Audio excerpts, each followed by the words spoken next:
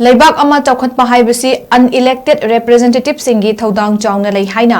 veteran politician Ozoina Fongdokhrei waphamasi radio listener gil Manipurna anauba chahi haurakpigi ahanba nomaizing nimitta chahi kudingi sinba tara marirak suba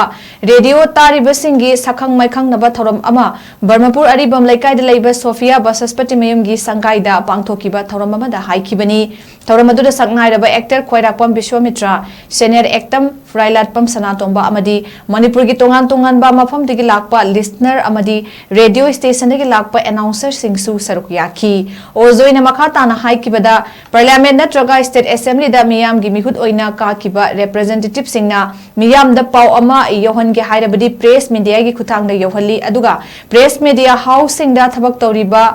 mayam asidi unelected representative ni aduna press media haiba asidi democracy chatpa leibak amadadi yanglen saruk oina leibak adugi afafata chokot thorang khuding da chawnga thodang lauribani haiba wafam thamki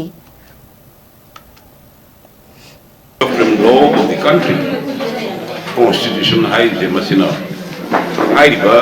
kaya sanpi adudi ain sema bodi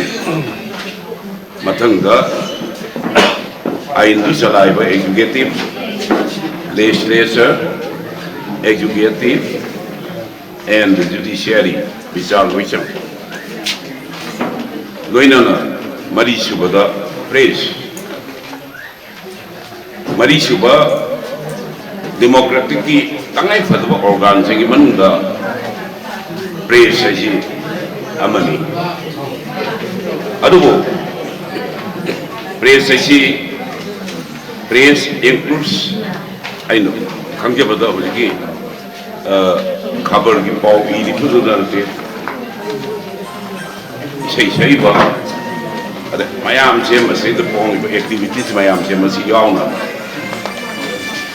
democracy ki achauba makong amani maduna Pandit Jawaharlal Nehru hairami press is the unelected representative. Assembly the Laiba MLS honorable Bharat ki Parliament Saliba member of Parliament se Makhoina Prajagi message में हम पूरा Laiba की आप पता मैं हम क्या palm खाना मधुना elected होए अदुका मधु elected इल्ला तवा unelected representative se kuram moina editor oina khabar da hoiba cable network da media house da toiba loina laino na all india radio da nataga DDK da masi puna maksha it includes the